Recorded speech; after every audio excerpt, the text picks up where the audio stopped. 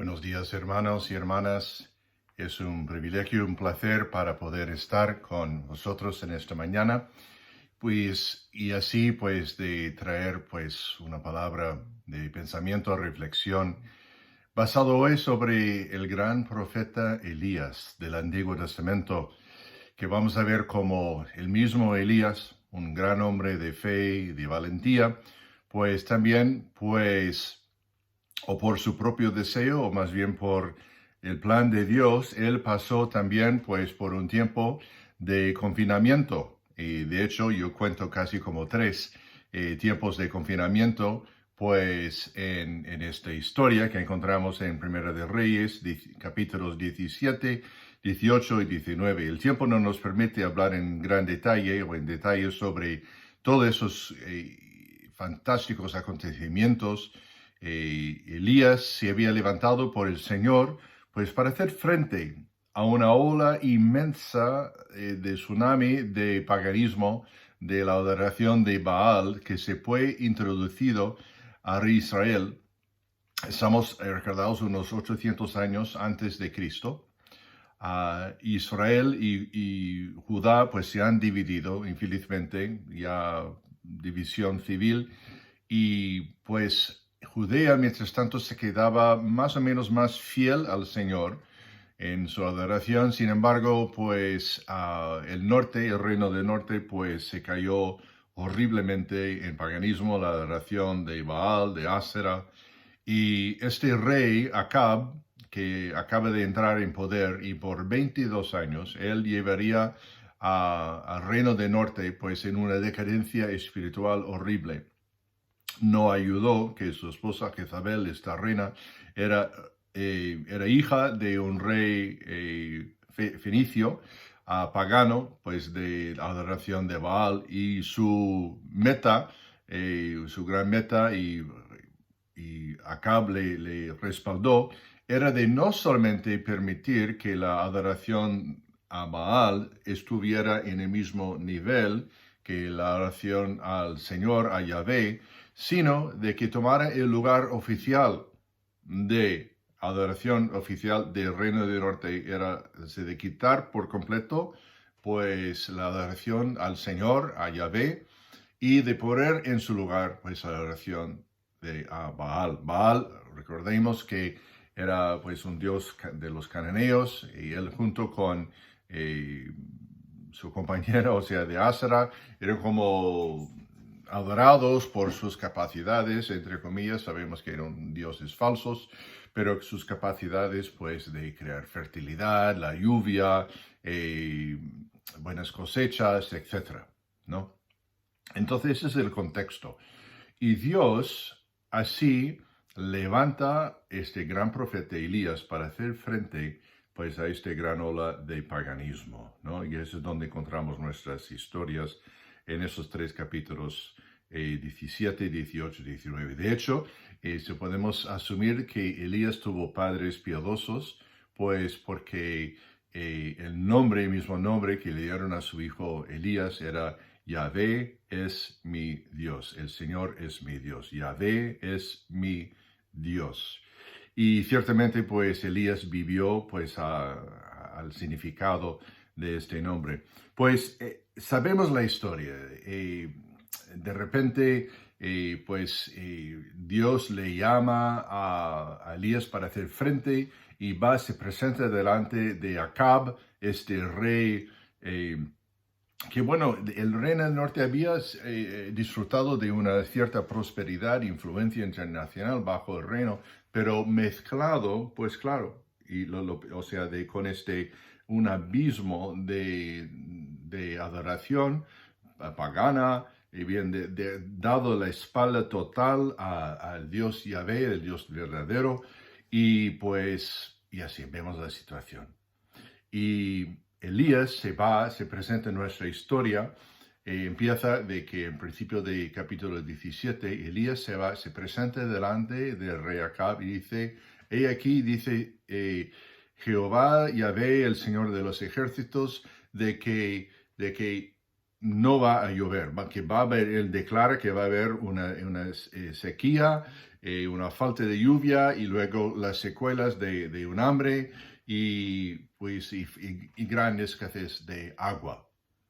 Bueno, a Acab no le gusta nada esto, y de hecho, pues quiere matar a Elías, y Dios provee así, pues un lugar de, digamos, confinamiento para Elías, ¿no? Entonces, y así es donde empezamos a ver de Dios. Vamos así a leer brevemente este texto en capítulo 17, de 1 pues a 7, ¿no? Eso es el primer. Yo cuento como 3 lugares de confinamiento para Elías, y aquí vemos el primero. Entonces Elías Tisbita, que era de los moradores de Galaad, dijo a Acab: vive Jehová, Dios de Israel, en cuya presencia estoy, que no habrá lluvia ni rocío en estos años, sino por mi palabra. Y vino a él palabra de Jehová, diciendo: apártate de aquí y vuélvete al oriente y escóndete en el arroyo de Kerit, que está frente al Jordán. Beberás del arroyo, y yo he mandado a los cuervos que te den ahí de comer. Y él hizo conforme a la palabra de Jehová, pues se fue y vivió junto al arroyo de Kerit, que está frente al Jordán. Y los cuervos le traían pan y carne por la mañana, y pan y carne por la tarde, y bebía del arroyo. Pasados algunos días, se secó el arroyo, porque no había llovido sobre la tierra. No sabemos exactamente cuánto tiempo Elías estuvo en ese arroyo Kerit. Dice que pasado algunos días, puede ser quizás hasta un mes, a lo mejor más de un mes, no. En el tiempo de algunos días, pero en el tiempo desde que anunció, cuando hizo la declaración que no va a llover, entonces y luego era un arroyo, no un río, así que en breve pues se secó y ya no podía beber, ¿no? Pues vemos aquí este primer confinamiento, digamos, de Elías. Dios le manda, Dios sabe muy bien de que pues su vida está en peligro, acaba de pronunciar, y fijémonos en una cosa de interesante, de que Elías era un gran hombre, era un profeta, uno de los más célebres de toda la Biblia, digamos, ¿no? Su historia, y él sabía muy bien, se recordaba que de la declaración que Dios había hecho en Deuteronomio, de una profecía de que si Israel diera la espalda a Dios, que Dios causaría pues una gran sequía, una hambre y falta de cosechas, etcétera, etcétera. Y entonces Elías hizo sus oraciones y profetizaciones, sus profecías, digamos, con su Biblia abierta. Aquí una lección para nosotros. Él sabía muy bien lo que Dios ya había declarado, lo que Dios ya había avisado contra Israel. Así, y hizo su profecía, hizo su oración según la palabra de Dios. Declaró delante de este gran rey de Israel, uno de los hombres más importantes y más potentes en aquel mundo en aquel entonces, dice: oye, el Dios verdadero del cielo está diciendo que va a dejar de llover, y haciendo frente justamente como la adoración de Baal, de Asera, era de provisión, de fertilidad, de lluvias, de cosechas y así, y Elías lo hace frente justo ahí mismo. Bueno, ahora nos dice que Elías se va a este río Kerit, y donde Dios ha previsto donde puede beber, que Dios le puede beber. Pero vamos a pensar una cosa, y donde Dios le daría pan y carne por la mañana y pan y carne por la tarde, pero de una manera muy distinta, por el servicio de catering de los hermanos Cuervos. No nos sorprende quizá porque sabemos se pueden adiestrar pájaros, halcones, águilas, quizás otros pájaros para entrenar, adiestrarle a que busquen caza y que proveen, que no es nada. pero que Dios ha escogido una banda de cuervos, una bandada de cuervos. Eso sí nos prefiero porque el cuervo estaba en la lista y ciertamente Elías lo sabía muy bien, de animales inmundos, sucios. No se pedían comer, no se podían tocar, ni nada así. Y de repente esa es la manera que Dios escoge para bendecir, para proveer para Elías. Quizás no sea mucho, pero yo sí creo que sí. De que aquí hay una lección para nosotros, hermanos, que en tiempos de confinamiento y en tiempos afuera de confinamiento, pero Dios puede bendecirnos en maneras que no lo esperamos, hasta por fuentes, por orígenes, por personas quizás están lejos de Dios, quizás ni siquiera son creyentes, quizás pues en maneras que nosotros no esperamos. ¿Sabes que una trampa que tenemos que evitar? Y yo hablo de mi experiencia porque pensamos que Dios tiene que actuar así, de esta manera y de esta manera. Y le ponemos casi pues en una caja. Le ponemos a Dios en una caja pensando pues, no, Él tiene que actuar así. ¿Por qué así? Y muchas veces Dios nos rompe de nuestro esquema de pensar y nos bendice en maneras. Elías jamás había pensado que sería alimentado por cuervos, pájaros, esos negros y inmundos. Pero así fue, así fue. Y quién sabe, quizás en ese tiempo de confinamiento, Dios te ha bendecido a ti en una manera que no esperabas. Yo sé que a lo largo de nuestros años en España, Mari y yo podemos hablar de nuestra experiencia que de tantísimas veces que Dios nos bendijo a nosotros por maneras que jamás habíamos pensado. Y muchas veces por personas, amigos que estaban lejos del Señor y siguen estando lejos del Señor algunos. Pero que el Señor nos ve. Entonces, estemos abiertos. Dios es Dios. Sus caminos son más altos que nuestros caminos y sus pensamientos son mucho más altos que nuestros pensamientos. Dios nos puede. Y aquí hay otra cosa que Elías aprendió a confiar profundamente en la provisión de Dios. La sequía anunciada por Elías se convierte en una gran amenaza para el reino del norte de Israel y el reino de acá. Por lo tanto, como he dicho, su vida estaba en peligro y Dios le envió a este arroyo Kerit por su propia seguridad. Dios le guió a Elías un paso a la vez. Aquí hay otra lección para nosotros. No le dijo que fuera a Kerit hasta primero entregó la profecía a Acab. Y más tarde, Dios no le dijo que fuera a Sarepta, el segundo lugar de confinamiento, hasta que el arroyo se secara en Kerit. Dios le guió a Elías por fe, un paso a la vez. Y Elías lo siguió con fe. ¿Qué tal nosotros? ¿No? En nuestra naturaleza queremos saberlo todo. ¿No? Queremos tener nuestra bola de cristal y saberlo todo. Y no es así.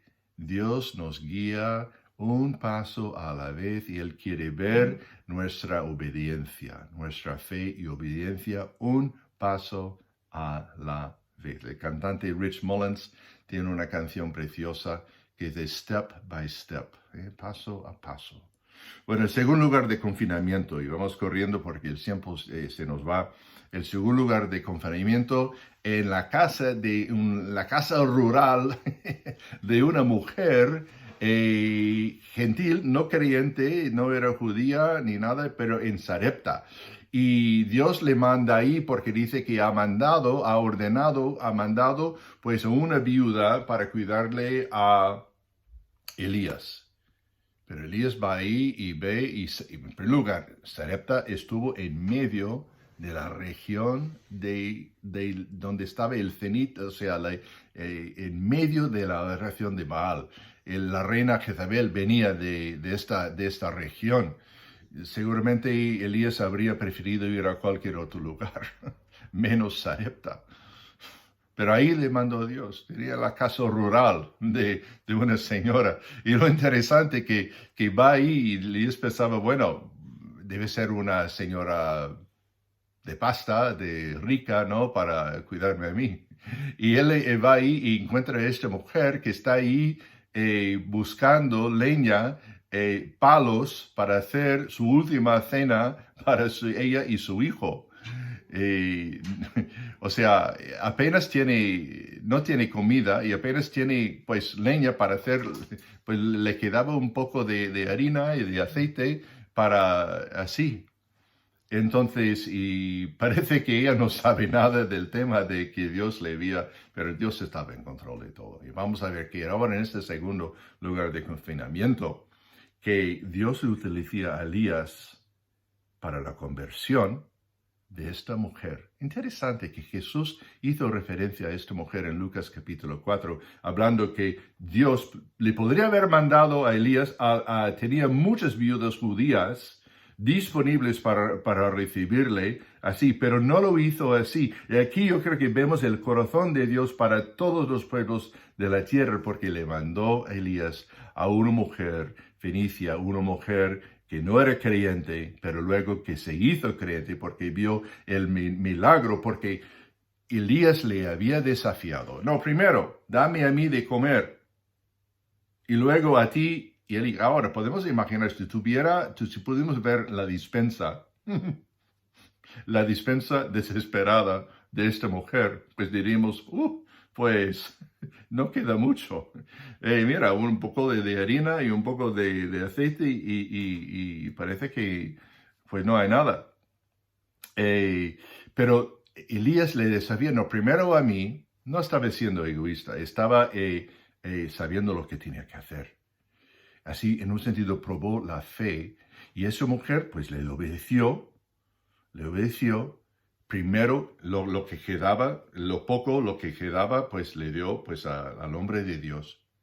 Y luego empieza el milagro, la provisión. De que luego volvió a la dispensa y ¿qué pasó aquí?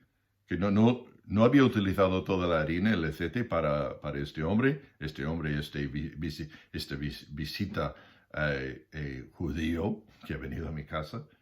Pero ahí se quedaba y la mañana siguiente se fue a la cocina pensando, pues no me queda nada, y ahí estaba. Es el milagro, un milagro de provisión. Sabemos la historia, ¿no? Y esta mujer, y luego su conversión, sabemos que luego fue realizado y llevado a cabo cuando su propio hijo se queda enfermo y muere. Sabemos la historia que Elías va ahí y se postra encima de este chico y su vida se le restaura y luego nos dice que ella dijo, pues ahora sé que tú eres un hombre de Dios y tu palabra es verdadera. Yo creo que en ese mismo instante que Dios pues le convirtió. Este hombre se hizo creyente, dejó de ser creyente de la adoración de Baal y empezó a adorar y creer en el Dios verdadero, Jehová. Segunda lección para nosotros, que quizás Dios te pone a ti y a mí y nos haya puesto en esos 2 meses de confinamiento, pues en lugares donde podemos nosotros hasta desafiar la fe de los demás, para estar en contacto con los demás, para estar para demostrar en lugares que nosotros podemos demostrar. Elías se puso delante de esta mujer y se pudo demostrar el poder de Dios de provisión. Y resulta que esta mujer se convierte. Bueno, el tercer lugar de confinamiento ha pasado el capítulo 18, no hay tiempo para hablarlo, pero la gran confrontación de Elías y los profetas de Baal y Asera, Elías 1 contra 850 de ellos, y sabemos que el Dios Baal y Asera no contestan la oración para caer fuego sobre el altar, y nada, están ahí los profetas cortándose, sangrando, gritando, todo eso, y no sucede nada. Pero luego, pues Elías en una sola oración, pues pide a Dios que caiga fuego del cielo y un fuego cayó y consumió todo el altar, el agua, la carne de sacrificio y todo. Y ahora ve que ahora Elías está pensando pues que a lo mejor eso va a producir pues un gran avivamiento, un gran despertamiento de Acab y hasta Jezabel y naciones. No sucede, no sucede en ese tiempo. Y Elías luego con la amenaza de Jezabel que dentro de 24 horas te voy a matar. Y de repente ese gran hombre de fe y valentía se llena de miedo y de desánimo. Esa combinación muy peligrosa y se va huyendo por su vida. Y eso es él se va yendo, se va corriendo y vemos que luego y se fue por el desierto un día de camino y vino y se sentó debajo de un enebro, un árbol, y deseando morirse, y dijo, basta ya, oh Jehová, quítame la vida, pues no soy mejor que mis padres. Y luego, pues sabemos que Dios le hizo caer en un sueño, despertó, un ángel le visitó, y luego se fue hasta, le dio de comer, y luego se fue hasta, pues unos 40 días más bien, es a Horeb, el monte, donde 600 años antes que Moisés tuvo su gran encuentro con Dios. Y allí, pues, le ministra a Elías en una especie de tercer confinamiento, porque el profeta está cansado, está dolorido, está deprimido, parece que está caído en depresión, porque ha dicho, quítame mi vida, ya no puedo más. ¿Qué cosa? Creo que Elías fracasó en su fuerza. Fracasó en su fuerza, y nosotros también muchas veces lo hacemos. Elías era un gran hombre de fe, de valentía, él contra 850 profetas, confrontándoles cara a cara, y salió y tuvo éxito. Luego, dentro de un día, parece como el hombre más miedoso en la faz de la tierra. Se va corriendo porque su vida ha sido amenazada, sus deseos, sus expectativas de avivamiento, de arrepentimiento corporal de Israel, parece que no ha llevado mucho fruto, y se llena con miedo y desánimo. Una receta segura para la depresión. Y aquí vemos en maneras como Dios le ministra a él. Quién sabe también si algunos de nosotros o personas que conocemos en ese tiempo de confinamiento que hayamos pasado, pues por tiempos hasta de baches emocionales, ansiedad, depresión, es muy posible. Dios ahora le cuida a Elías, le manda un ángel, le da descanso, le da comida. Y muchas veces lo más espiritual que podemos hacer en tiempos de baches es descansar, las necesidades físicas, comer bien, dormir bien. Y Dios luego, para resumir la historia, le mandó un amigo, Eliseo. Dice que he subido, he levantado a otro profeta para que tú le entrenas y luego él va a tomar tu lugar, Elías. Le dio un amigo. Muchas veces en la vida no necesitamos muchos amigos, quizás solamente uno, Dios, que nos escuche, que pasa tiempo con nosotros.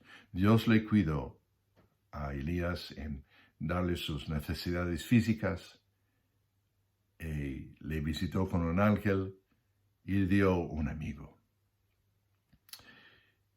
Quizás en ese tiempo nosotros podemos hacer ese amigo a otra persona. Yo no sé. Aprendamos de Elías, de su gran ejemplo de fe, de valentía. Recordemos del área de que tuvo fracaso. También tuvo una especie se cayó en autocompasión, ¿no? De yo soy el único, si se han muerto, se han matado todos los profetas, yo soy el único que queda en vida. Y Dios le dijo, no, pues tranquilo, tengo 7,000 más. 7,000, ¿de dónde vienen? Tengamos cuidado de la gran nube tóxica de la autocompasión, que también eso se mete junto con el desánimo, junto con la depresión, esto de la autocompasión, de yo soy pobre de mí y esto, que pues tengamos cuidado de eso. Porque es una nube tóxica, oscura, densa y tóxica. Podemos caer en eso. Padre, pedimos, Señor, en esta mañana, oh Dios, que nos ayudes. Yo no sé cómo está el bienestar de cada uno de nosotros al salir de ese confinamiento. Espero, Señor, que podamos aprender de lo que nos has enseñado, que estemos atentos a lo que nos quieres enseñar. Y quién sabe que luego, esperamos que no, Señor, pero que puede que haya otros confinamientos. No sé, no sabemos de lo que vendrá en 3 meses, en 6 meses. No tenemos ideas. En otras epidemias hubo segundas olas, o rebrotes. No sabemos, Señor. Pero pido, Señor, que podamos aprender de que tú nos vas a cuidar, que tú de provisión en maneras que no esperamos y que puede que, Señor, que quieres utilizarnos a nosotros a ministrar a otros. Y gracias, Señor, porque podemos confiar en ti a todo rato. En el nombre precioso de nuestro Salvador Jesucristo. Amén. Gracias, hermanos. Dios os bendiga.